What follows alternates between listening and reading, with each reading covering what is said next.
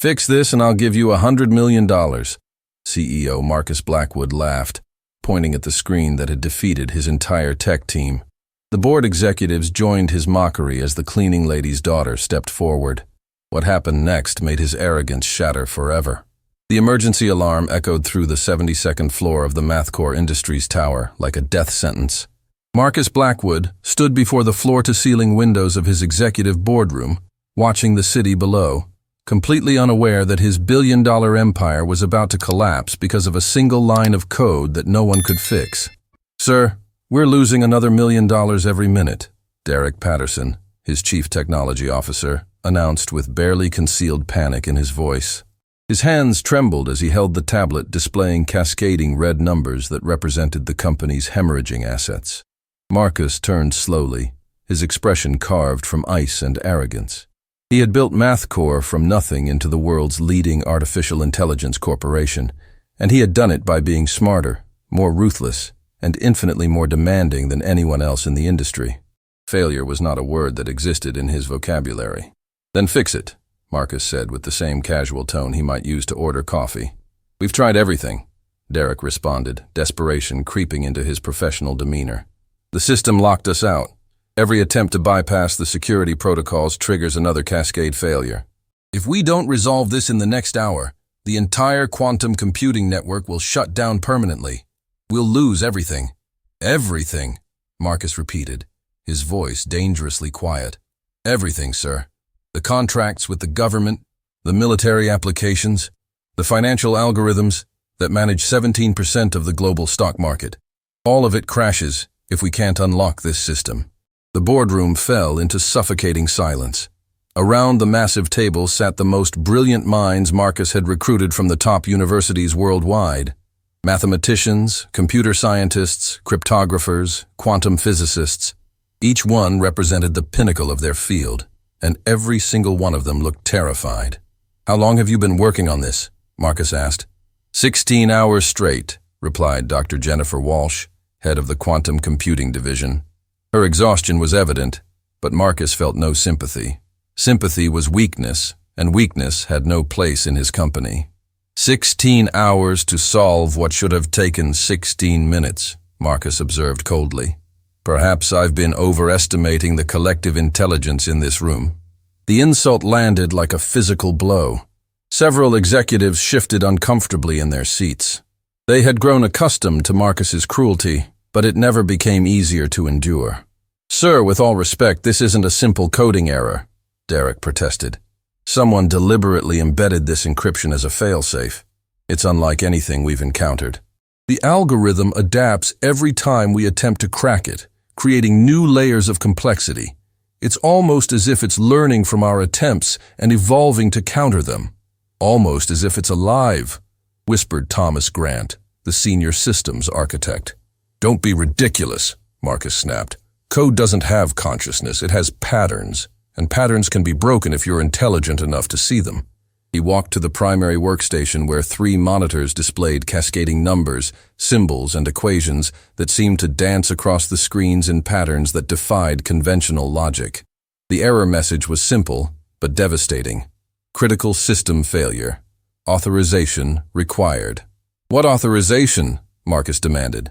"That's what we can't determine," Jennifer explained. "The authorization protocol isn't in any of our documentation. It's like someone wrote a backdoor into the system that nobody knew existed. Impossible. I approved every line of code personally during development. Then maybe someone added it later," Derek suggested carefully. Marcus's eyes narrowed dangerously. The implication was clear and unacceptable. Someone inside his company had sabotaged him. Someone had planted a digital time bomb in the heart of his empire, and it was detonating right now. "Pull up the employee access logs," Marcus ordered. "I want to know every person who touched this system in the last month." While his team scrambled to comply, Marcus noticed something he had been too focused to see before. A small figure standing near the doorway, partially hidden behind one of the executive assistants. It was a child, perhaps 9 or 10 years old, with a worn backpack slung over one shoulder and an expression of fascination as she stared at the monitors. "What is a child doing in my boardroom?" Marcus's voice cut through the chaos like a blade. Everyone turned. The executive assistant stepped aside, revealing not just the child but a woman in cleaning staff uniform who had apparently entered during the crisis to perform her evening duties and forgotten the cardinal rule, be invisible. "I'm so sorry, Mr. Blackwood," Sarah Chen stammered, her accent marking her as an immigrant who had learned English as a second language. "My babysitter canceled. I brought Maya to work. I told her to wait downstairs, but nothing," Marcus interrupted. "This is a crisis situation. This floor is restricted. Security should never have allowed her up here." "Sir, I tried to explain to security, but they said—" "I don't care what they said. Get her out. Now." Sarah grabbed her daughter's hand, preparing to flee, but the girl didn't move. Maya Chen stood transfixed by the monitors, her young eyes tracking the cascading patterns with an intensity that was unusual for someone her age. "Maya, come on," Sarah urged, tugging her daughter's hand with increasing desperation. "But Mom, they're doing it wrong," Maya said, her voice clear and confident despite the intimidating environment of powerful adults surrounding her. The room froze. Even Marcus, accustomed to dismissing interruptions, found himself momentarily stunned by the audacity of this child making such a declaration in his boardroom. "What did you say?" Marcus asked, his tone dripping with condescension. Maya turned to face him directly, seemingly unbothered by the fact that she was addressing the most powerful man in the building. "The code. They're approaching it wrong. That's why it keeps adapting. They're treating it like a static puzzle, but it's dynamic. It needs to be understood, not broken." A few executives exchanged glances.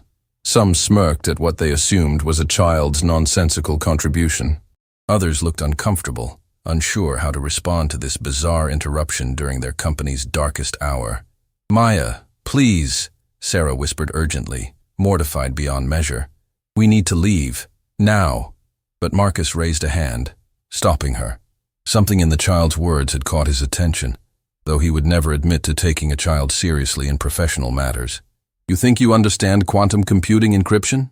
Marcus asked, his voice laden with mockery. "You think my team of PhDs with decades of combined experience is doing it wrong, and you, a child, knows better?" "I don't think. I know," Maya responded simply.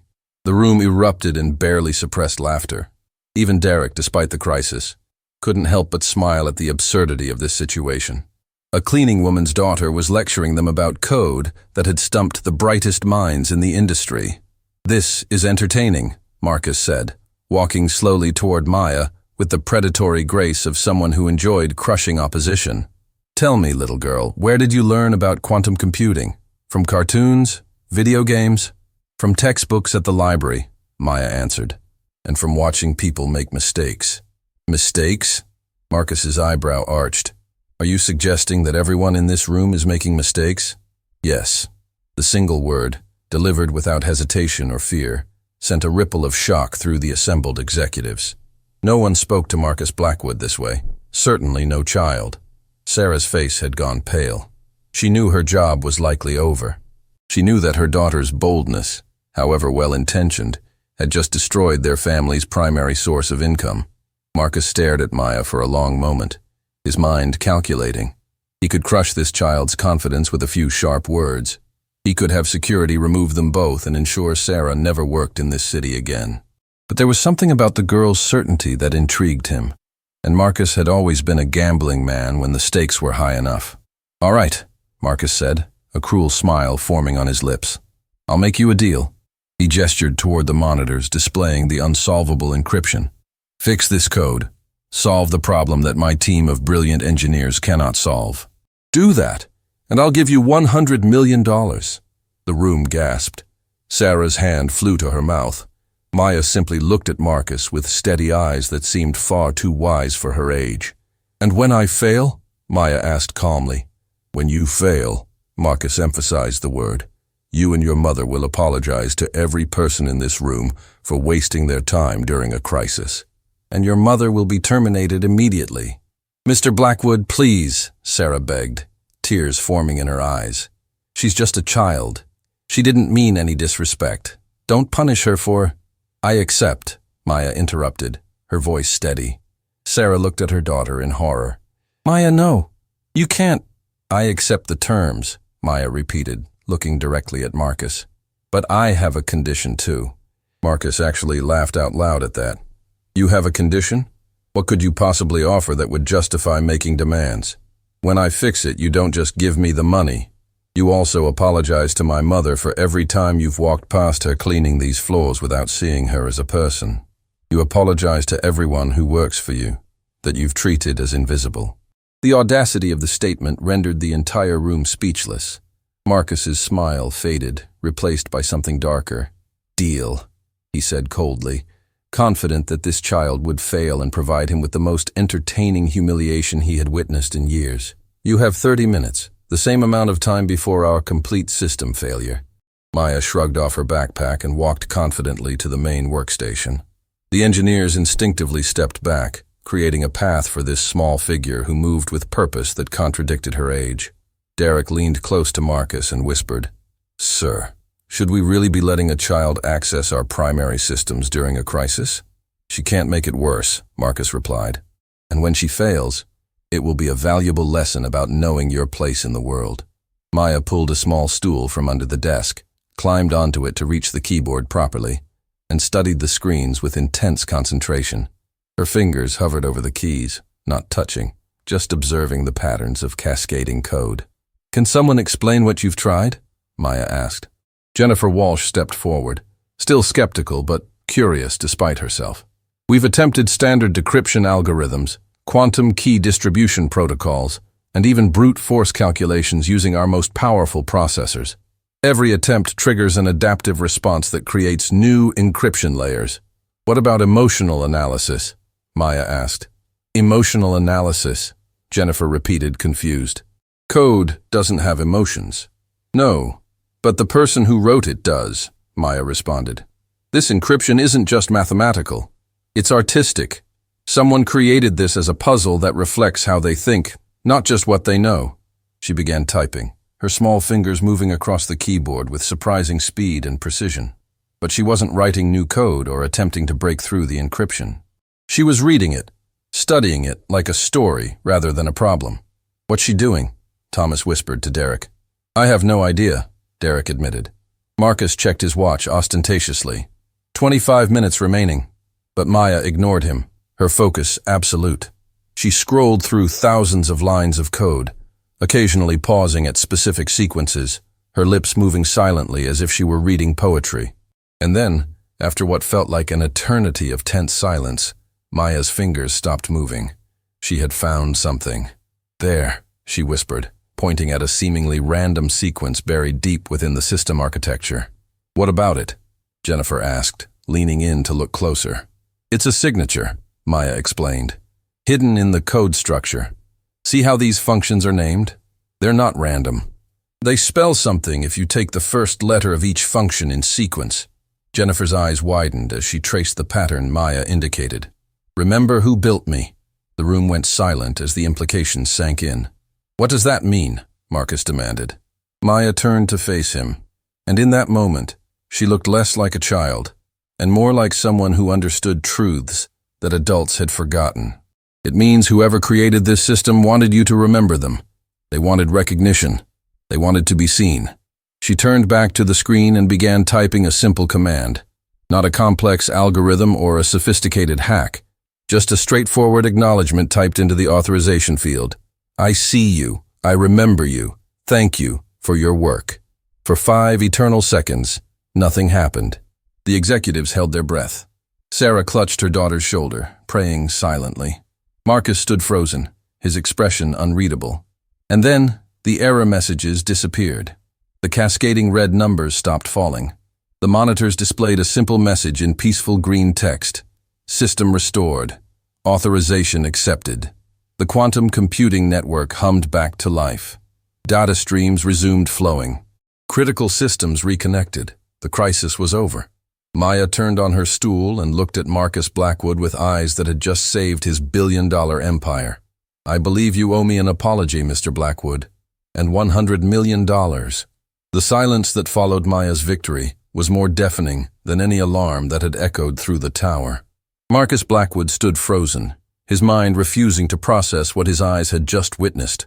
A child, a cleaning woman's daughter, had accomplished in minutes what his team of elite engineers couldn't achieve in 16 hours. That's impossible, Derek Patterson finally whispered, staring at the restored systems as if they were a mirage that might vanish at any moment. "Run a full diagnostic," Marcus commanded, his voice tight with something that might have been shock or might have been fury. "Verify that the system is actually functional and not just displaying false positives." Jennifer Walsh's fingers flew across her tablet, pulling up system reports, running verification protocols, checking every critical parameter. Her expression shifted from skepticism to disbelief to something approaching awe. "Sir, everything is operational, not just functional, optimized. The system is running at 107% efficiency. That's higher than it's ever performed." She looked up, her professional composure cracking. Whatever she did didn't just fix the problem, it improved the entire network. Maya climbed down from the stool, adjusted her backpack, and stood beside her mother, who looked like she might faint from the emotional whiplash of the last 30 minutes. Sarah Chen had entered this building hours ago, expecting another invisible night of cleaning floors and emptying trash bins. She was now standing in the center of a miracle that she couldn't begin to comprehend. "The apology," Maya said quietly, her voice steady despite the magnitude of what she had just accomplished. "You promised." Marcus felt every eye in the room turn toward him. His executives, his engineers, his entire leadership team waited to see how the man who had built an empire on certainty and control would respond to being humbled by a child. "This proves nothing," Marcus said, his tone defensive despite the evidence literally displayed across every monitor in the room. "She got lucky. She stumbled upon a solution through chance, not skill." "Luck?" Maya's eyebrow raised in an expression that was eerily similar to how Marcus himself challenged subordinates. "Would you like me to explain the quantum probability matrices I analyzed? Or the emotional pattern recognition I used to identify the creator's psychological signature? Or perhaps the symbolic logic embedded in the function naming conventions?" She rattled off technical terms with casual fluency that made several PhDs in the room shift uncomfortably. This wasn't a child parroting words she had heard. This was someone who genuinely understood concepts that took years of advanced study to master. "Where did you learn all this?" Dr. Jennifer Walsh asked, her scientific curiosity overriding her shock. "What school do you attend?" "Lincoln Elementary," Maya answered. "But I don't learn this stuff there. I learn it at the public library after Mom finishes her shifts. They have computers with free internet access and textbooks that people donate." "The public library," Thomas Grant repeated, something like shame creeping into his voice. "You learned quantum computing from donated textbooks at a public library. And from watching," Maya added, gesturing around the boardroom. "Mom brings me here sometimes when she can't afford a babysitter. I sit in the break rooms and cafeteria while she cleans. I see the engineers working, hear them talking about problems. I read the whiteboards before she erases them. I watch how people think and where they get stuck." The revelation hit the room like a bomb. For months, perhaps years, this child had been invisible among them, learning their trade secrets, understanding their methodologies, absorbing their knowledge while they walked past her without a second glance. "That's industrial espionage," sputtered Gerald Morrison, the company's legal counsel, suddenly alert to potential liability. "She's been accessing proprietary information without authorization. She's been sitting in public spaces while her mother worked," Sarah interjected, finding her voice despite her terror. "She never snuck into restricted areas. She never hacked into systems. She just watched and learned from what people left visible." "Nevertheless," Gerald continued, "this creates a significant legal—" "Enough," Marcus cut him off, his mind racing through calculations that had nothing to do with quantum computing. "Everyone except Maya and her mother, out. Now." The executives exchanged confused glances, but knew better than to question a direct order. They filed out quickly, though several cast backward glances at the small figure who had just exposed every weakness in their professional expertise. When the last person had exited and the door sealed shut, Marcus walked to the windows and stared out at the city lights below. For a long moment, he said nothing, and the silence stretched so thin that Sarah could hear her own heartbeat pounding in her ears. "Do you know who I am?" Marcus finally asked, still facing away from them. "You're my mom's boss," Maya answered simply. "I'm Marcus Blackwood, I built this company from nothing. I dropped out of college because I was smarter than my professors. I taught myself everything they couldn't teach me. I became successful because I refused to accept limitations that society tried to impose on me. He turned to face them, and his expression was complex, a mixture of anger, confusion, and something that might have been recognition. "Do you know what I see when I look at you?" Marcus asked Maya. "Someone you want to disappear?" Maya suggested.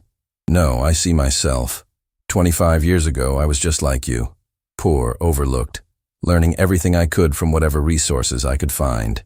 The difference is that when I showed what I could do, people couldn't ignore me because I was a young man with confidence. But you," he gestured at her, "you're a child, a girl, the daughter of an immigrant cleaning woman. Society will work much harder to keep you invisible than it ever worked to keep me down." Sarah stepped forward instinctively, placing herself between Marcus and her daughter. "Mr. Blackwood, we don't want any trouble. Maya was just trying to help. Please don't punish her for—" "Punish her?" Marcus laughed, but it wasn't his usual cruel sound. It was something more genuine, more unsettled. "Mrs. Chen, your daughter just saved my company from catastrophic failure. She solved a problem that would have cost me everything. The question isn't whether I'm going to punish her. The question is what I'm going to do about the fact that she's more valuable than most of my executive team." He walked to his desk, opened a drawer, and pulled out a checkbook. The sound of him writing seemed impossibly loud in the quiet room. "I made a deal," Marcus said, tearing out the check and holding it up. $100 million. I'm a man of my word, even when that word was given in mockery. Sarah gasped. Maya stepped forward and took the check, studying it as if it were another puzzle to solve. "This will change your life," Marcus continued. "You'll never have to clean another floor, Mrs. Chen. Your daughter will have access to the best education money can buy. But I have a question first." He crouched down to be at eye level with Maya, a position he had never taken with anyone in his professional life. "How did you know? How did you know the solution was about recognition rather than encryption?" Maya considered the question carefully before answering. "Because that's what people want most. Not money or power or success. They want to be seen. They want to be remembered. They want their work to matter." "The person who wrote that code," Marcus pressed. "Do you know who it was?" "Yes," Maya said simply. "Her name is Dr. Elena Rodriguez. She was your lead programmer until you fired her 6 months ago for insufficient productivity. She's working as a delivery driver now because no tech company will hire someone you blacklisted." The name hit Marcus like a physical blow. Dr. Elena Rodriguez had been brilliant but difficult, constantly questioning his decisions, suggesting alternative approaches, insisting on recognition for her team's contributions, rather than allowing Marcus to take sole credit. He had grown tired of her challenges and had used a minor project delay as justification to terminate her employment. He had made sure her reputation in the industry was destroyed so thoroughly that her PhD might as well have been worthless. "She sabotaged my company," Marcus said, anger rising. "She embedded that encryption as revenge." "No," Maya corrected firmly. "She embedded it as insurance. She knew you would eventually try to expand the system beyond its safe parameters. She created a failsafe that would protect her work from being corrupted. She wrote code that would only respond to someone who saw it as she did, as something alive and worthy of respect." "How do you know all this?" "Because she comes to the library too," Maya explained. "She works night shifts driving delivery trucks, and during her breaks, she works on open-source projects on the public computers. We talk sometimes. She told me about her time here, about the amazing things she built and how she felt invisible even while creating miracles."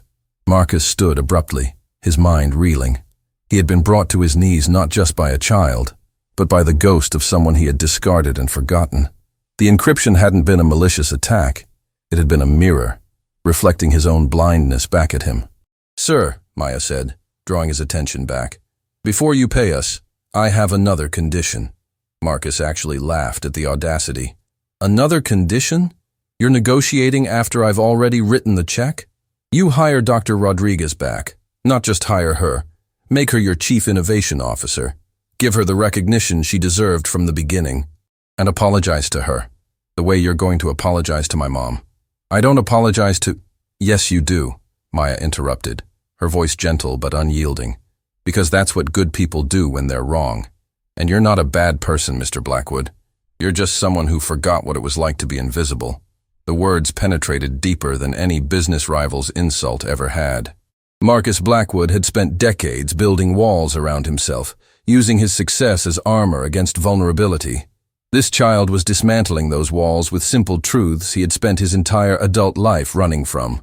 If I do this, if I meet all your conditions, what do you want in return?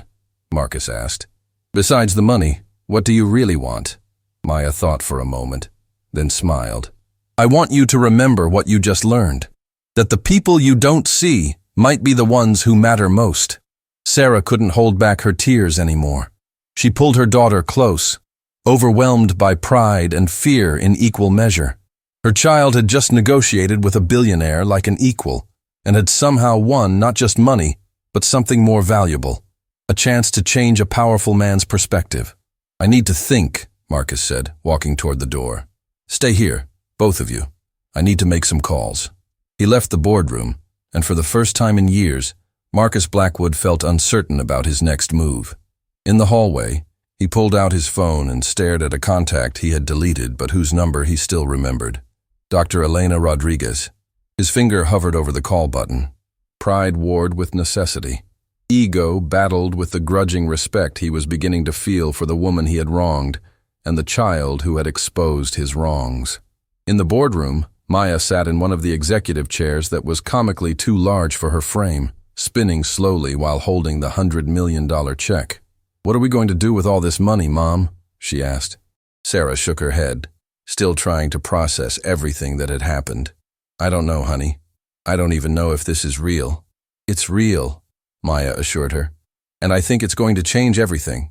Not just for us, but for everyone Mr. Blackwood ever made invisible. Outside, Marcus Blackwood pressed the call button. The phone rang once, twice, 3 times. He almost hung up, almost retreated back into the comfortable certainty of his old self. Then a voice answered. Hello? Dr. Rodriguez, Marcus said, his voice tight. This is Marcus Blackwood. We need to talk. The coffee shop where Marcus agreed to meet Dr. Elena Rodriguez was as far from his usual environment as possible. No private dining rooms, no Michelin-starred menus, no staff trained to anticipate his every need. Just a small neighborhood cafe 3 blocks from the apartment building where Elena now lived, surrounded by delivery trucks and the sounds of a city that Marcus had long ago stopped noticing. Elena was already seated when he arrived, a simple cup of coffee in front of her, her posture straight despite the obvious exhaustion etched into her features. She wore practical clothing that spoke of someone who worked physical labor, not the professional attire she had once worn in his executive offices. The transformation was stark and deliberate, a visible reminder of what his vindictiveness had cost. Dr. Rodriguez, Marcus began, sliding into the seat across from her. It's just Elena now, she interrupted, her voice steady but cold. I lost the right to use that title professionally when you made sure no institution would hire me. The directness of her accusation landed like a slap. Marcus had expected anger, perhaps even hostility, but the calm statement of fact was somehow worse. I didn't come here to argue about the past, Marcus said, though even as the words left his mouth, he knew how hollow they sounded. Then why did you come? Elena asked, taking a slow sip of her coffee. Your message said it was urgent, that it concerned the quantum computing network. I assume it failed exactly as I designed it to. Designed it to fail? Marcus's defensive instincts flared. You admit you sabotaged my company? I didn't sabotage anything, Elena corrected sharply. I built a failsafe into a system that I knew you would push beyond its safe limits. I embedded an authorization protocol that would require someone to actually see the work, to acknowledge the human effort behind the code, before the system could be expanded. I wanted to ensure that my work wouldn't be corrupted by reckless ambition. And you made it impossible to bypass. I made it impossible to bypass with the kind of thinking that prioritizes profit over people, Elena clarified. Someone with a different perspective could have solved it easily. Apparently, someone did. Marcus nodded slowly. A child, the daughter of one of my cleaning staff. She solved it in less than 30 minutes. For the first time, Elena's composed expression cracked into genuine surprise. A child? Her name is Maya Chen. She says she knows you from the public library. Recognition dawned across Elena's face, followed by something that looked like pride. The little girl who's always reading programming textbooks? I've helped her with some problems, but I never imagined. She trailed off, shaking her head in wonder. How did she approach it? She said the code was artistic, not just mathematical. She said you embedded your psychological signature into it, and that it needed to be understood, not broken. Elena set down her coffee cup carefully, her hands trembling slightly. That child understood in minutes what you and your entire team couldn't see in 16 hours. She understood that technology isn't just tools and profit. It's human creativity made visible. She also said, I need to hire you back, Marcus continued, pushing forward before he could reconsider. Not just hire you, make you Chief Innovation Officer, give you recognition and authority. She made it a condition of accepting the payment I offered. The silence that followed was heavy with implications. Elena studied Marcus's face, searching for the deception she was certain must be there. This is a trick, Elena finally said. You're recording this conversation. You want me to admit something you can use against me legally. No trick, no recording, Marcus replied, and he was surprised to realize he meant it. I'm here because a child just taught me that I've been blind to the value of people I dismissed. And because my billion-dollar empire nearly collapsed, because I was too arrogant to recognize the brilliance of someone who didn't fit my narrow definition of valuable. Elena leaned back, her expression shifting from suspicion to something more complex. Do you know what it's been like for me these past months? I have a PhD in quantum computing from MIT. I published 17 papers that revolutionized the field. I held 4 patents that became industry standards. And after you destroyed my reputation, I spent 3 weeks applying to every tech company, research institution, and university on the continent. Do you know how many responses I received? How many? Marcus asked quietly. 1. A single response. From a community college in Idaho, offering me a position teaching introductory computer science at a salary that wouldn't cover my student loan payments. She paused, her composure cracking further. I ended up driving a delivery truck, Marcus. Not because I couldn't do better work, but because you made sure that my name became toxic in this industry. You didn't just fire me. You tried to erase me. The words struck deeper than Marcus had anticipated.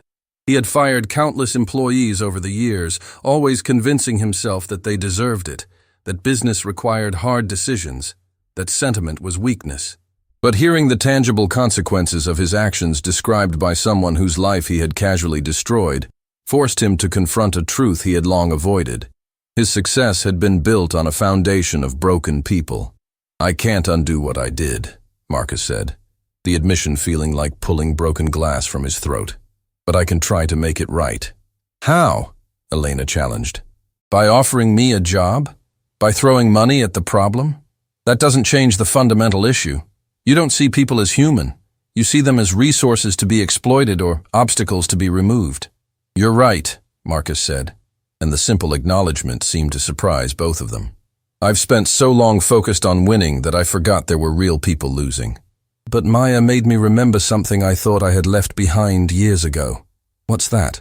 What it feels like to be invisible, to have knowledge and capability that nobody recognizes because they can't see past their assumptions about who you are. Elena studied him carefully, trying to determine if this vulnerability was genuine or just another manipulation tactic. Why should I believe that you've actually changed?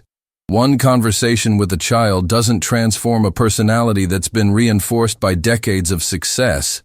It doesn't, Marcus agreed. And I'm not claiming to be transformed, but I'm willing to try to be different.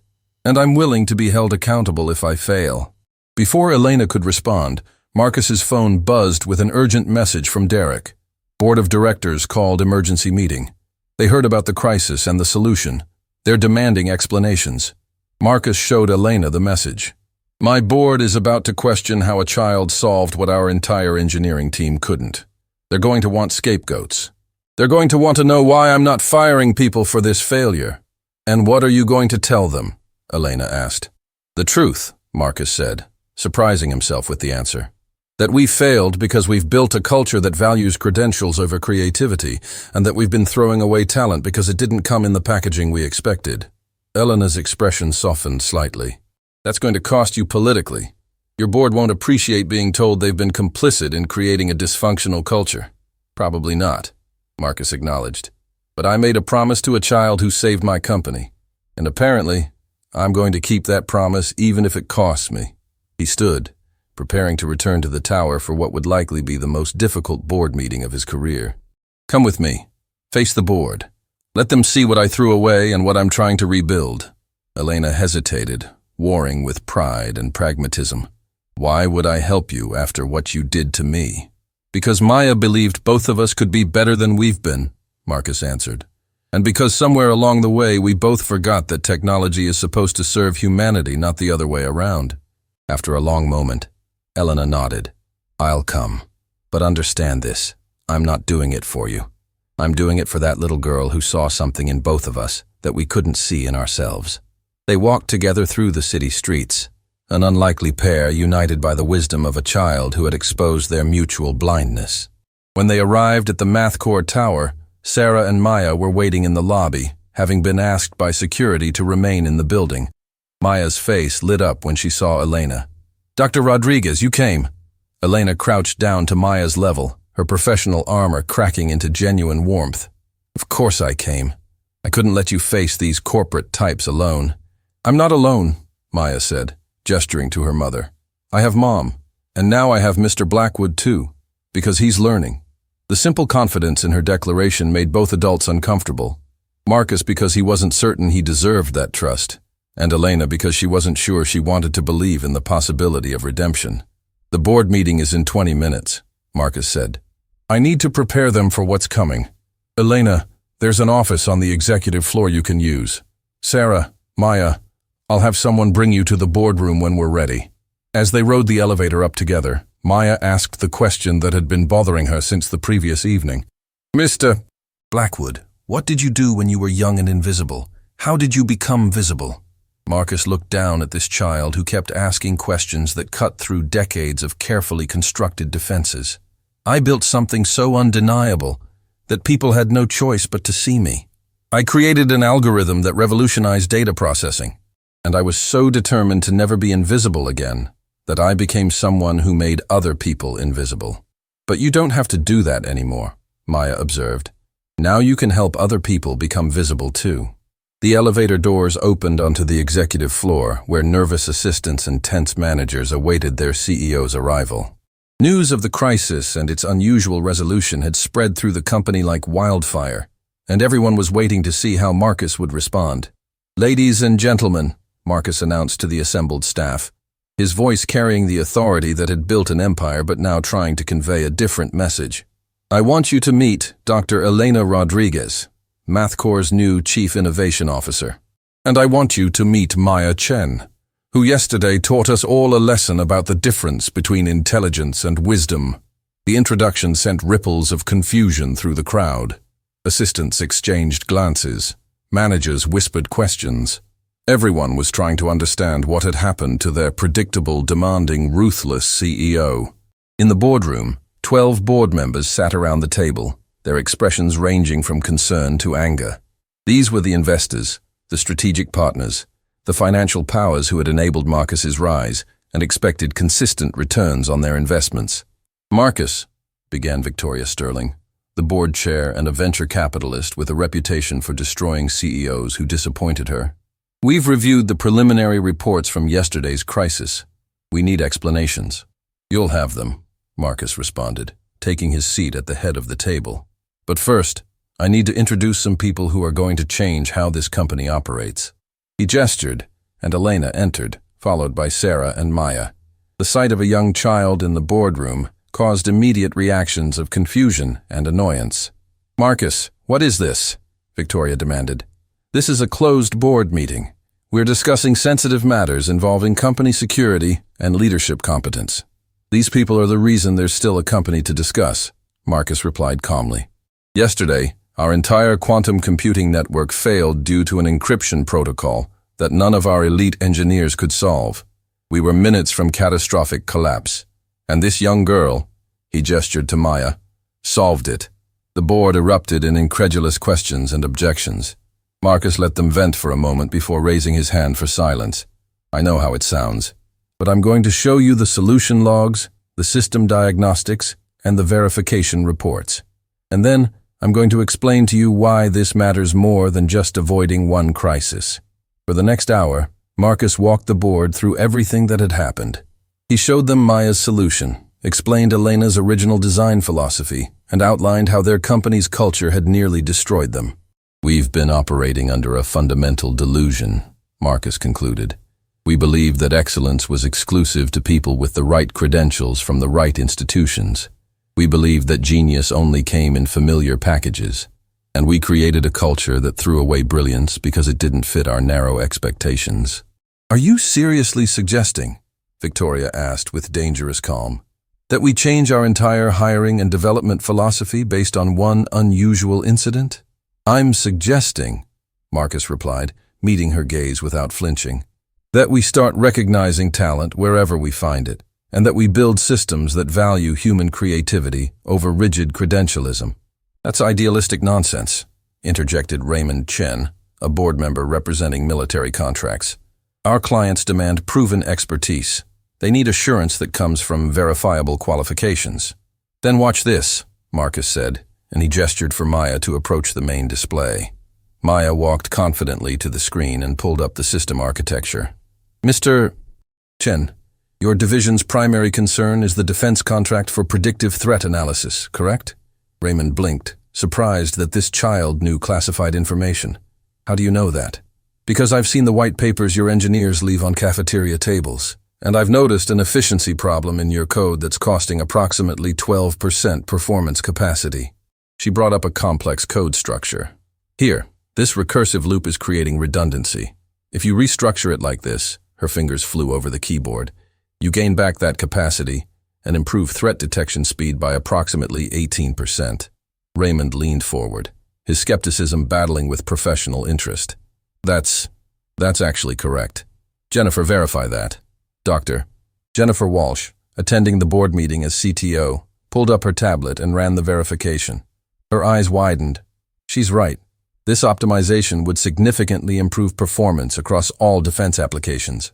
Maya returned to her mother's side, and Marcus watched the board members' expressions shift from dismissive contempt to uncomfortable recognition. "This is who we've been ignoring," Marcus said quietly. "This is the talent we've been throwing away because it didn't come wrapped in Ivy League degrees and corporate experience. And if we continue operating the way we have been, we'll keep losing to companies that are smart enough to recognize brilliance wherever it appears." The board fell into heavy silence, each member calculating the implications of what they had just witnessed. "What exactly are you proposing?" Victoria finally asked. "I'm proposing that we hire Dr. Elena Rodriguez as Chief Innovation Officer with full authority to restructure how we identify and develop talent. I'm proposing that we create scholarship and mentorship programs that look beyond traditional pipelines. And I'm proposing that we fundamentally change how we measure value in this organization."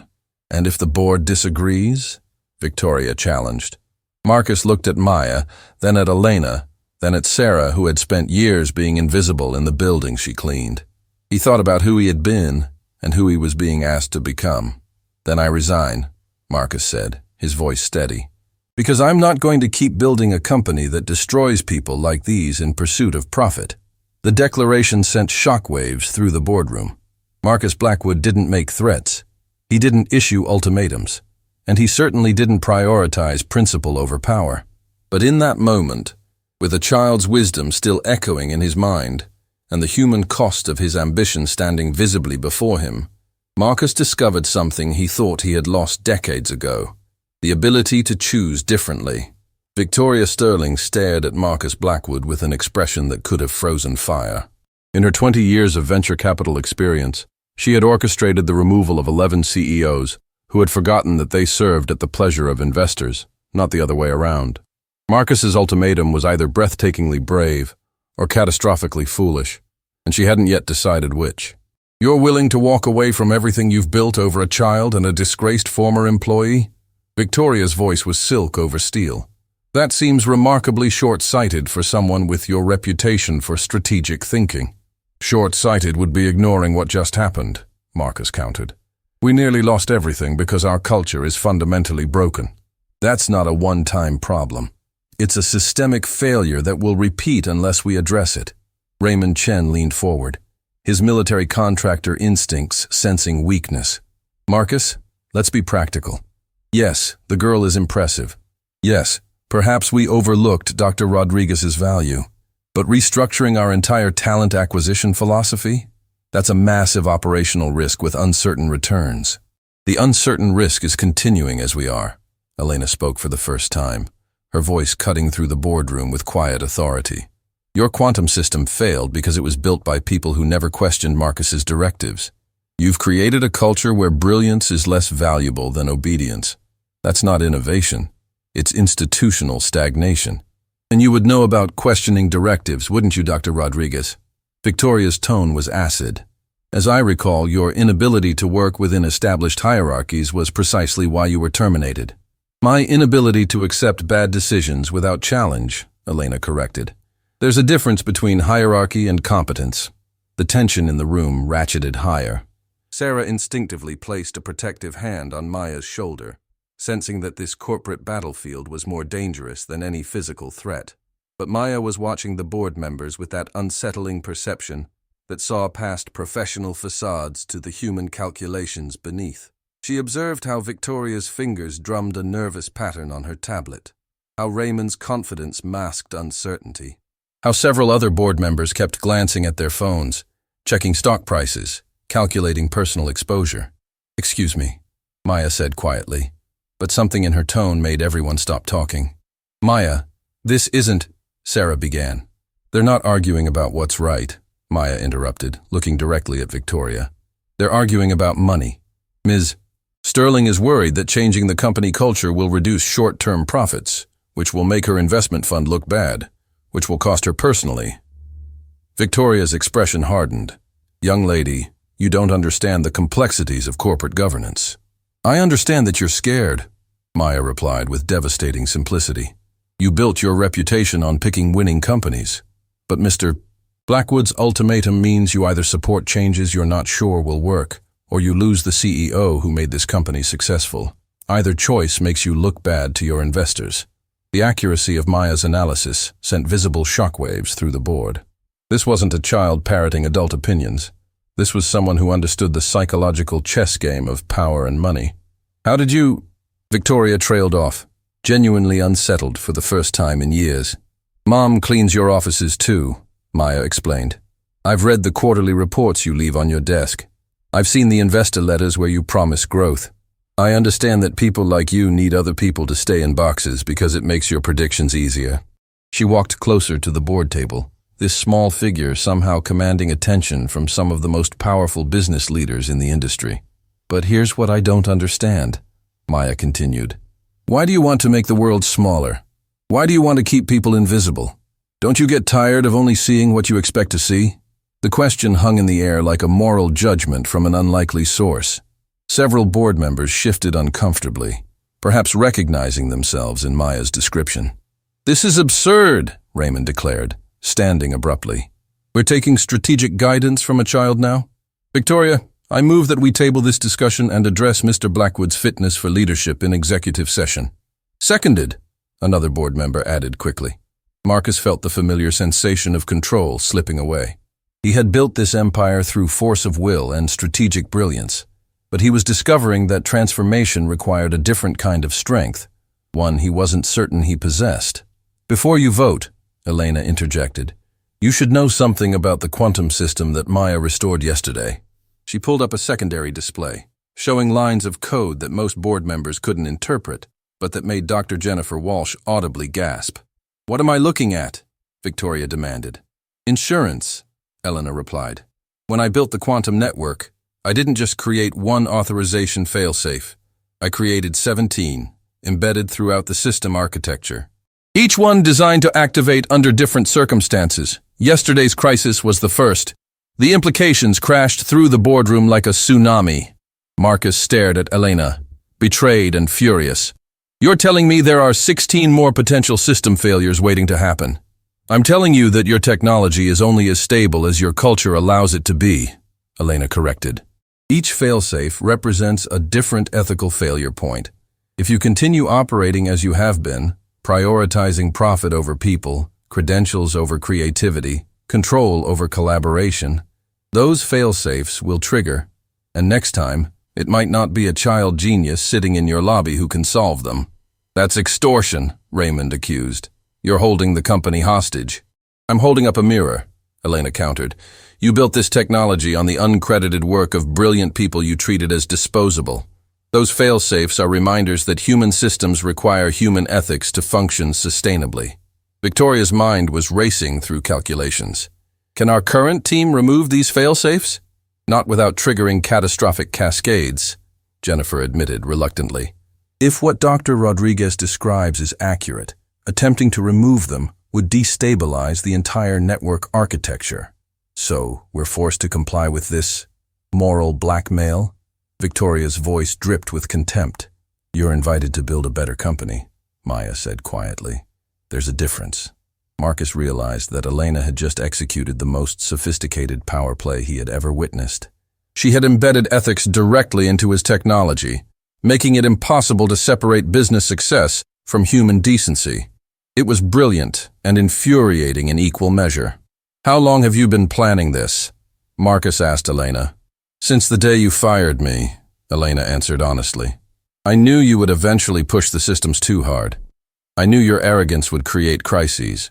I wanted to ensure that when those crises came, they would force genuine reflection rather than just technical patches. You manipulated me, Marcus said, though whether he felt anger or admiration wasn't entirely clear. I created conditions for growth, Elena corrected. What you do with those conditions is still your choice. Victoria stood, her decision made. All board members in favor of accepting Dr. Rodriguez as Chief Innovation Officer and implementing her proposed cultural reforms indicate by raising your hand. The vote was tense. Several hands rose immediately, swayed by Maya's demonstration and Elena's revelation. Others hesitated, calculating risks and benefits. Raymond Chen sat with arms crossed, refusing to participate. When the count finished, 9 votes in favor, 2 against, 1 abstention. The motion passed.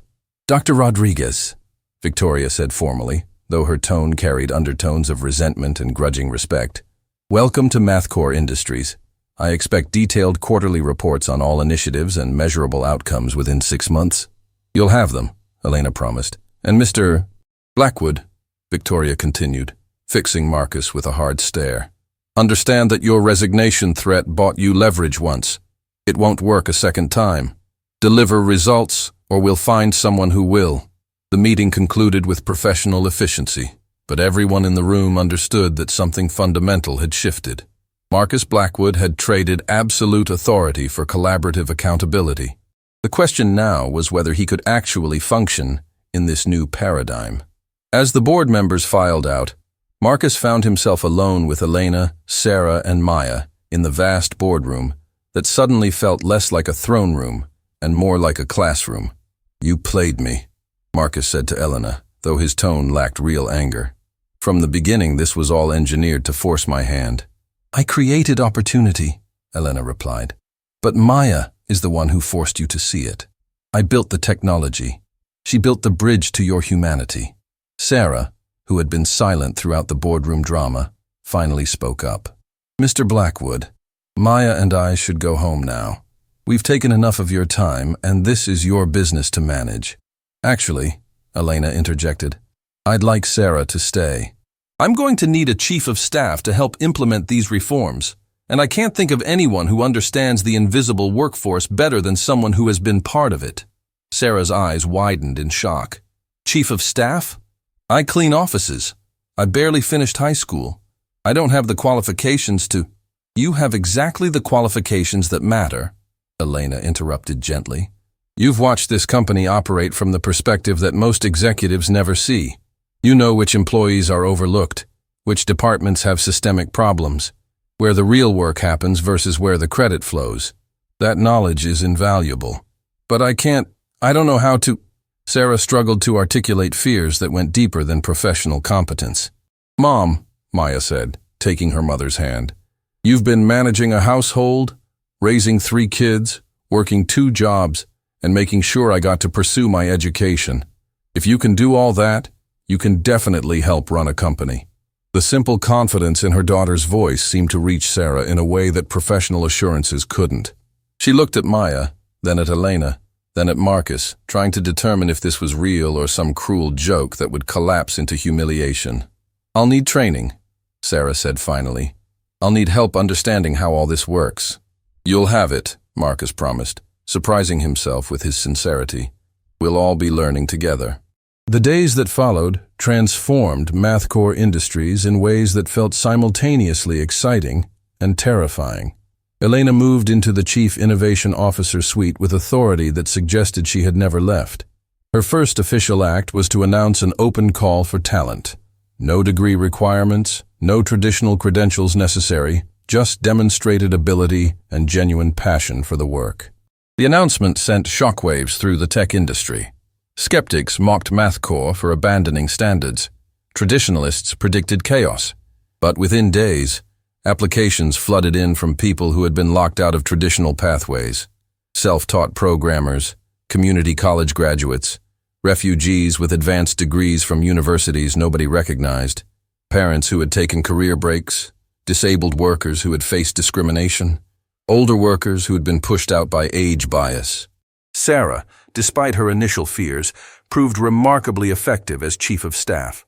Her years of observing workplace dynamics from an invisible position gave her insights that no MBA could provide. She identified communication breakdowns that executives had missed, spotted talent that had been overlooked, and created systems that valued contribution over credentials.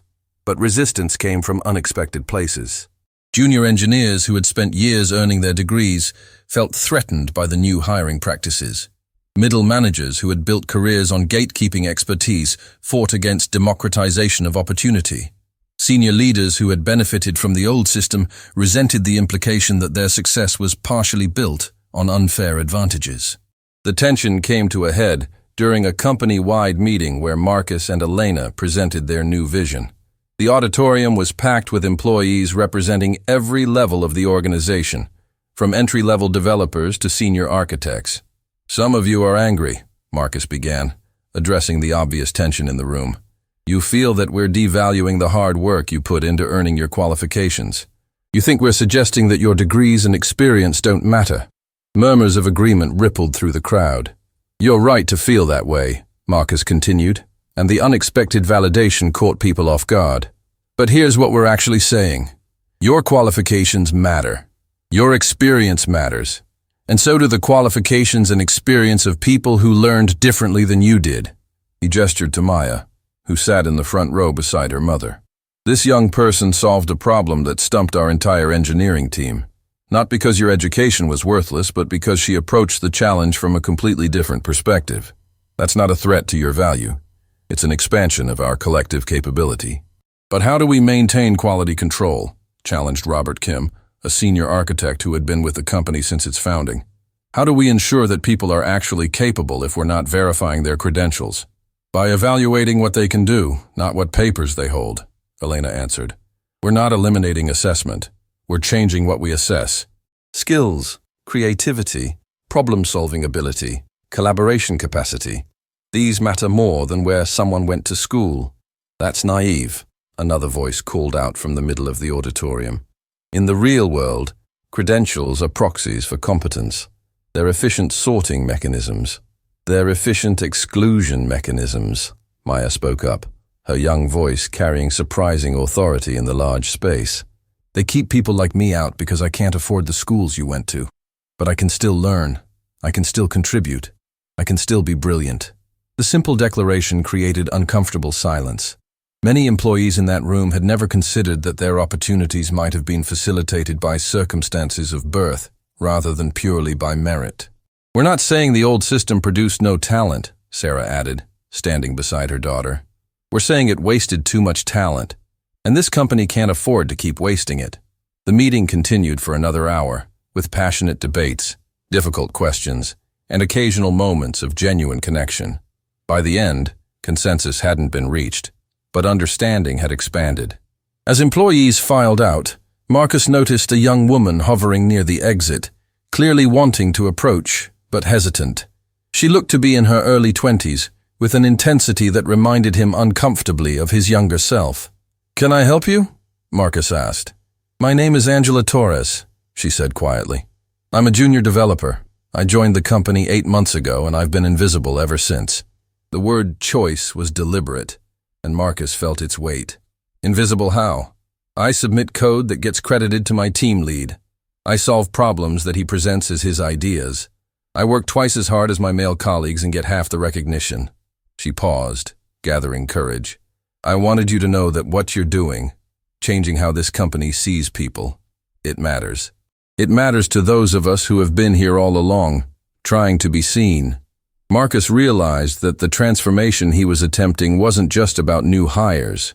It was about recognizing the people who were already here, who had been invisible in plain sight. "Come to my office tomorrow," Marcus said. "Bring examples of your work. Let's figure out how to make you visible." Angela's eyes filled with tears. "Thank you. You have no idea how much this means." But Marcus did know. He was beginning to remember what it felt like to need someone to see your potential, when the world insisted you were invisible. That evening, as the building emptied and cleaning crews began their nightly work, Marcus found himself in his office with an unusual visitor. Maya had asked if she could talk with him privately, and something in her tone suggested this wasn't casual conversation. "Mr. Blackwood," Maya began, settling into one of his executive chairs with an ease that suggested she was becoming comfortable in spaces that should have intimidated her. "Can I ask you something personal? You've already saved my company and revolutionized my entire worldview," Marcus replied, with something approaching genuine humor. "I think personal questions are allowed." "Why did you really agree to change? Was it because of the money you would have lost? Or because of the fail-safes Dr. Rodriguez embedded? Or was it something else?" The question cut through professional pretenses to something raw and honest. Marcus considered deflecting, offering some strategic explanation that would preserve his image. Instead, he found himself answering truthfully.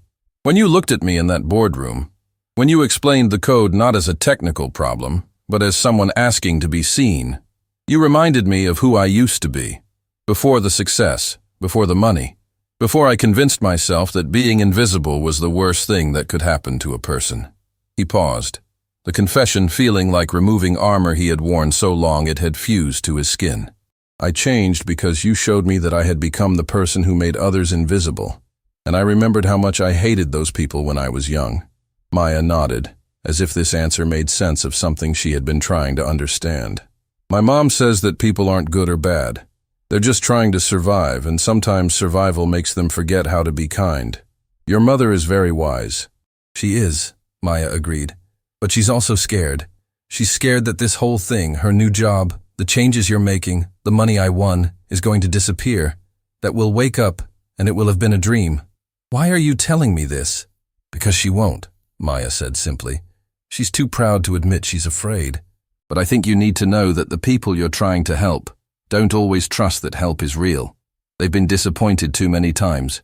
The wisdom of that observation struck Marcus deeply.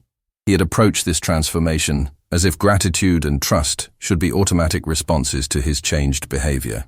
He hadn't considered that people who had been systematically betrayed by institutions might need time and proof before believing that change was genuine.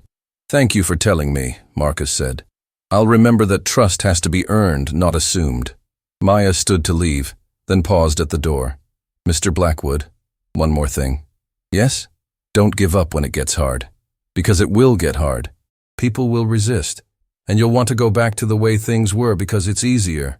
But my mom needs this to be real. All the people you're trying to help need this to be real. So don't give up." She left before Marcus could respond, leaving him alone in his office with the weight of expectations he wasn't certain he could meet. Outside the window, the city sparkled with lights representing millions of lives, most of them invisible to the powerful. Marcus wondered how many Maya Chens were out there, brilliant and overlooked, waiting for someone to see them. He wondered if he had the strength to keep seeing them, even when it was difficult, expensive, and politically costly. The answer, he was discovering, would define not just his company, but his legacy. 6 months after the crisis that had changed everything, MathCore Industries faced its most significant test yet. The technology conference in Berlin represented the pinnacle of industry recognition, and Marcus Blackwood had been invited to deliver the keynote address to 15,000 technology leaders from around the world. It was an opportunity to cement his legacy, to position MathCore as the undisputed leader in artificial intelligence and quantum computing. But the invitation had come with an unexpected condition. Victoria Sterling and the board insisted that Marcus present the company's achievements using traditional metrics of success: market dominance, revenue growth, technological superiority. They wanted the Marcus Blackwood of old, confident, aggressive, triumphant. They wanted him to prove that the company's transformation hadn't weakened its competitive edge. "You need to show strength," Victoria had instructed during their preparation meeting. "The industry is watching to see if your social experiment has compromised our position. Give them the dominant Marcus Blackwood they expect, or we'll find someone who will." Now, standing backstage at the Berlin Conference Center with his speech loaded on the teleprompter, Marcus felt a familiar sensation of being torn between two versions of himself. The old Marcus whispered that vulnerability was weakness, that admitting transformation was admitting previous failure. The new Marcus, still uncertain and uncomfortable, knew that real courage meant showing the truth rather than hiding behind performance. Elena found him pacing in the green room, his expression troubled. "You're thinking about changing the speech, aren't you? The board wants one thing. I want to say another. And I'm not sure I'm strong enough to choose the right path. What does Maya think you should do?" Marcus pulled out his phone and showed Elena a message that Maya had sent that morning. "Be brave enough to be honest. That's the only strength that matters." "She's right," Elena said gently. "But you already know that. The question is whether you're willing to risk everything you've rebuilt to tell the truth." Before Marcus could respond, Sarah appeared at the doorway, slightly breathless. She had traveled with the team to Berlin, still adjusting to the reality of her role as chief of staff, still sometimes expecting to wake up and discover this was all an elaborate dream. "Mr. Blackwood, they're ready for you in 5 minutes, but there's something you need to see first." She handed him a tablet displaying a video that had gone viral overnight. It showed a young programmer named James Wright, who had been hired under the New Talent Initiative, presenting his work at a local meetup. James was in a wheelchair, a circumstance that had led to his rejection from 17 tech companies before MathCore gave him a chance. In the video, he was explaining how MathCore's new inclusive culture had allowed him to contribute innovations that had increased system efficiency by 23%. "I was invisible for years," James said in the video, his voice cracking with emotion. "Not because I couldn't do the work, but because people couldn't see past their assumptions about disability. MathCore didn't just give me a job, they gave me the chance to prove that ability isn't defined by what your body can do." The video had 17 million views and was trending across every social media platform. Comments flooded in from other overlooked workers, from parents of children with disabilities, from immigrants and refugees, and anyone who had ever been told they weren't enough. "This is what you've created," Sarah said quietly. "This is bigger than profit margins or market dominance. This is hope." Marcus watched the video twice, and with each viewing, he felt something shift inside him. The old Marcus would have seen this as a public relations victory to be leveraged for competitive advantage. The new Marcus saw it as a responsibility that couldn't be betrayed. "I'm changing the speech," Marcus said, his voice steady with decision. "If the board fires me for it, so be it." Elena smiled. "I'll update my resume then, because if you're going down for telling the truth, I'm going with you." "So am I," Sarah added, surprising both of them with her conviction. "Maya taught me that being visible means being brave. I'm done being invisible, even if it costs me everything." The stage manager appeared, gesturing urgently. "Mr. Blackwood, you're on in 60 seconds.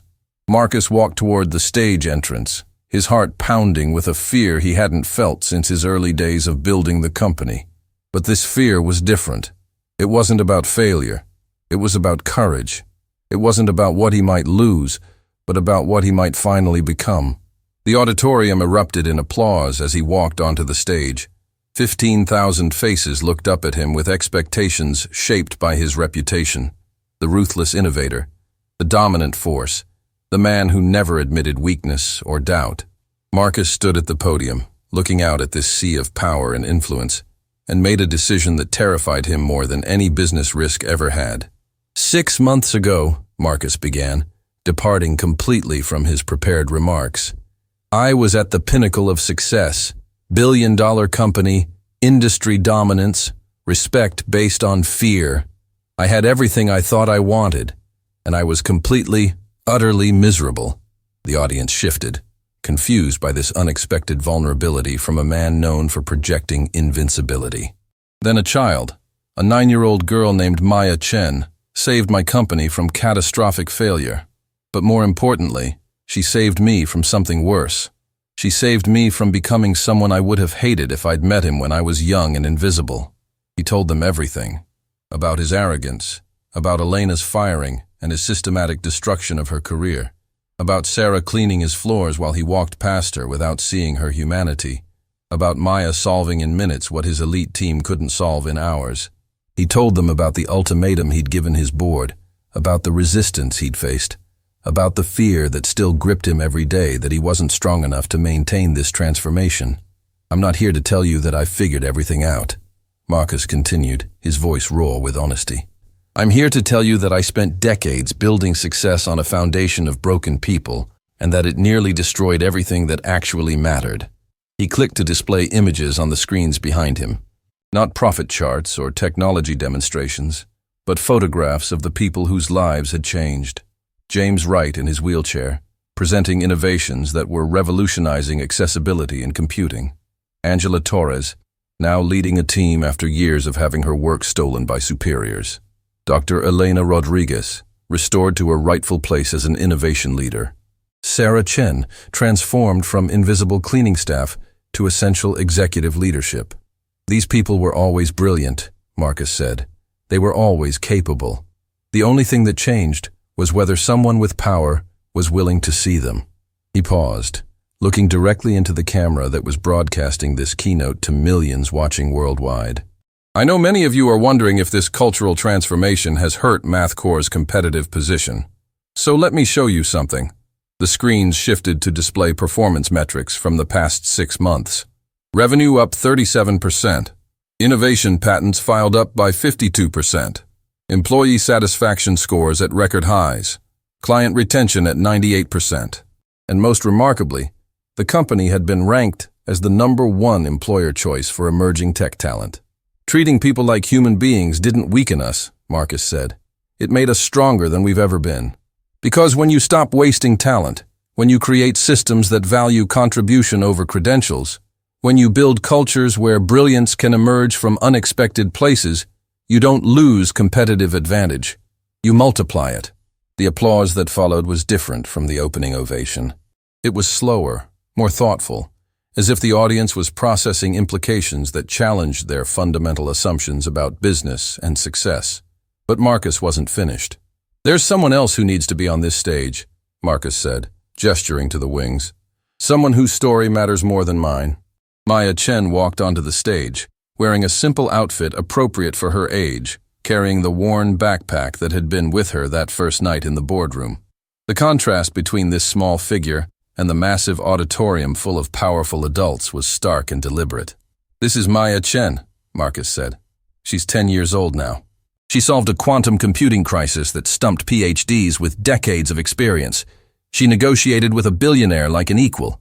And she did it all while being consistently underestimated by everyone around her. He turned to face Maya directly, and what he did next shocked the entire auditorium into absolute silence. Marcus Blackwood knelt down on the stage, putting himself at eye level with this child who had transformed his life.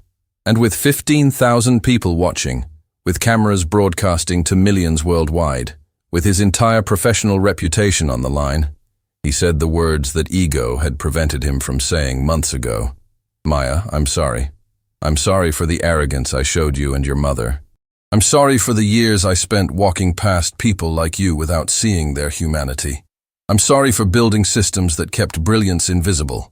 And I'm sorry that it took you risking your mother's livelihood to teach me lessons I should have learned decades ago. The apology hung in the air, raw and undefended.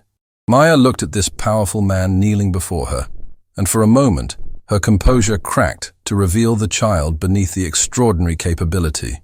Mr. Blackwood, Maya said, her voice carrying across the silent auditorium through her microphone. When you were young and invisible, did anyone apologize to you for not seeing you? The question landed like a physical blow. Marcus felt tears threatening, but he didn't fight them. No, he answered honestly. No one ever apologized. They just kept telling me to work harder, to prove myself more, to earn the visibility I deserved. Then I'm sorry too, Maya said with a wisdom that transcended her years. I'm sorry that happened to you, and I'm proud of you for making sure it doesn't keep happening to others. The auditorium erupted, not in polite professional applause, but in a standing ovation that seemed to acknowledge something profound, that they were witnessing a moment of genuine human transformation rather than corporate theater. But Maya wasn't done. She walked to the microphone and addressed the audience directly, this small figure commanding attention from the most powerful people in global technology. Most of you in this room have power, Maya said. You make decisions about who gets hired, who gets promoted, who gets seen. And I want to ask you a question. How many Maya Chens have you made invisible? The challenge hung in the air like an indictment. How many people could have contributed brilliance if you'd just been willing to look beyond your assumptions? How many problems could have been solved if you'd valued creativity over credentials? How many lives could have been changed if you'd built systems that helped people shine instead of sorting them into boxes? She paused, and in that moment, she looked less like a child and more like a prophet delivering uncomfortable truths. Mr. Blackwood changed because he didn't have a choice. His company was collapsing. But you do have a choice. You can choose to keep doing what you've always done, or you can choose to build something better. Not because a crisis forces you, but because it's the right thing to do. The silence that followed was profound. 15,000 technology leaders sat confronted by a truth they had spent careers avoiding, that their success had been built partially on systems that excluded brilliance they found inconvenient to recognize. When Maya finished and walked off stage with her mother, the applause was different. It was the sound of people recognizing that they had just witnessed something that would be remembered, discussed, and perhaps even transformational. Backstage, as journalists clamored for interviews and industry leaders lined up to speak with Marcus, Victoria Sterling appeared with an expression that was impossible to read. That was either the most brilliant or most catastrophic keynote in tech industry history, Victoria said. We'll know which when the market opens tomorrow. I don't care, Marcus replied, surprising himself with how much he meant it. For the first time in my life, I said exactly what I meant, exactly how I meant it, without calculating the return on investment. That's terrifying, Victoria observed. It's liberating, Marcus corrected. The next morning, as markets opened across global exchanges, Mathcore's stock didn't crash as the board had feared. Instead, it surged. Investors, it turned out, were hungry for companies that could demonstrate authentic cultural transformation backed by improved performance. Within hours, dozens of major corporations announced similar inclusive hiring initiatives, citing Marcus's keynote as inspiration. But the real impact unfolded in smaller, more personal ways over the following weeks. A teenager with autism in Singapore, who had been told he would never work in technology, applied to Mathcore's new talent program and was accepted based on his exceptional pattern recognition abilities. A single mother in Detroit, who had learned programming through free online courses while working night shifts, received a scholarship that Marcus's foundation had established. A refugee engineer from Syria, whose credentials weren't recognized in his new country, found employment where his actual skills mattered more than his paperwork. And in hundreds of companies across the world, executives who had watched Marcus kneel on that stage and apologize to a child began asking themselves uncomfortable questions about their own organizations, their own assumptions, their own complicity in systems that wasted human potential. 6 months after the Berlin keynote, Maya's story was being taught in business schools as a case study in cultural transformation.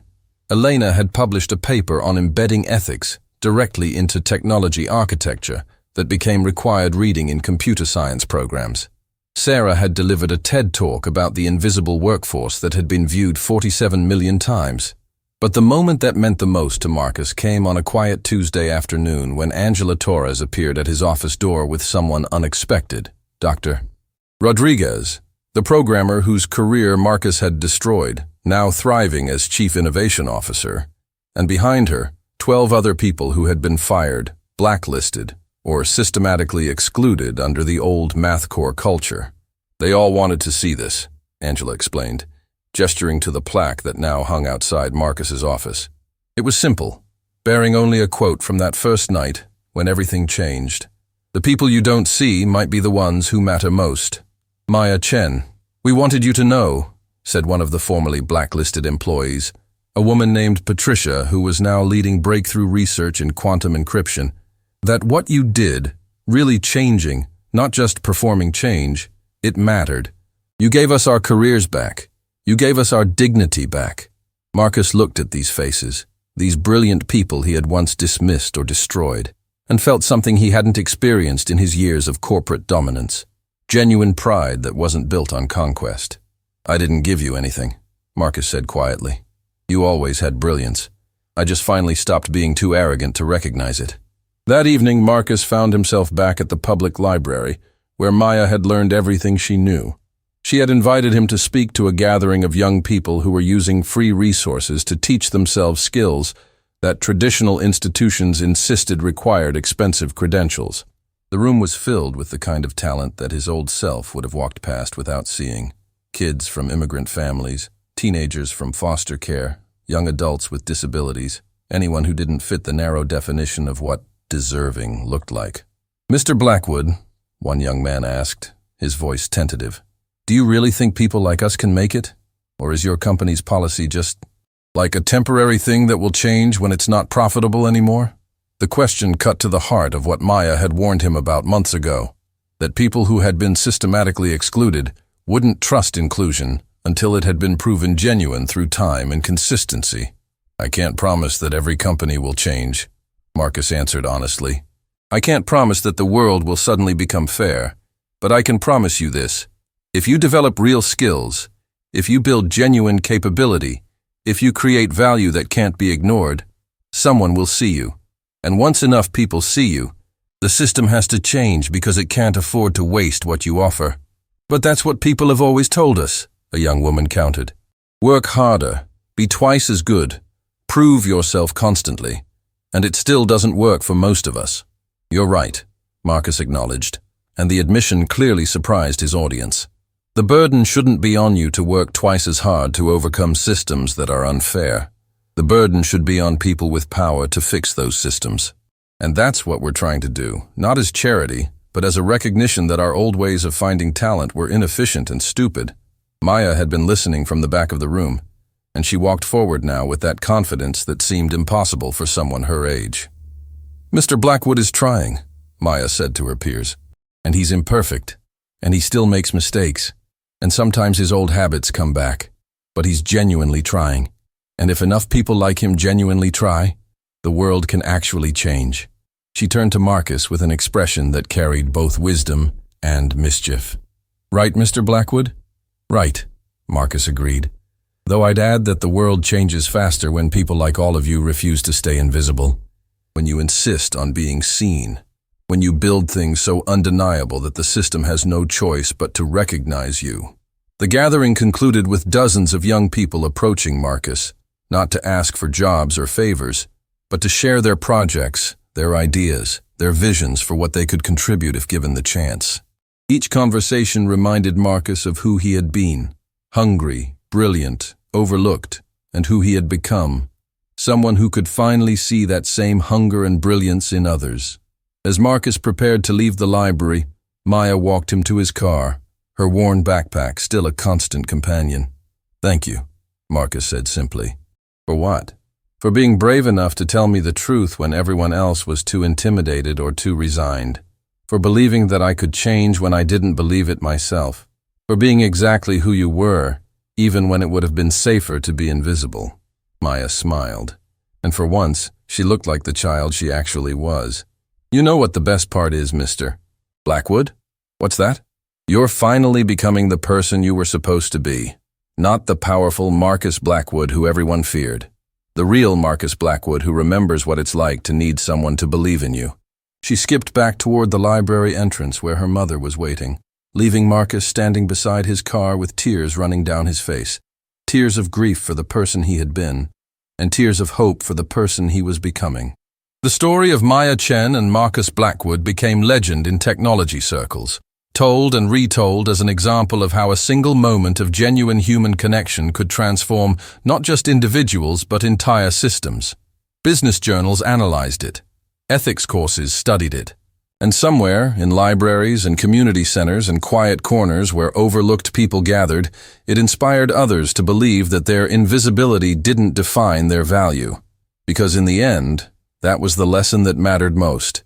That brilliance exists everywhere, that dignity is universal, and that the greatest transformations begin with the simple, revolutionary act of seeing people as they truly are.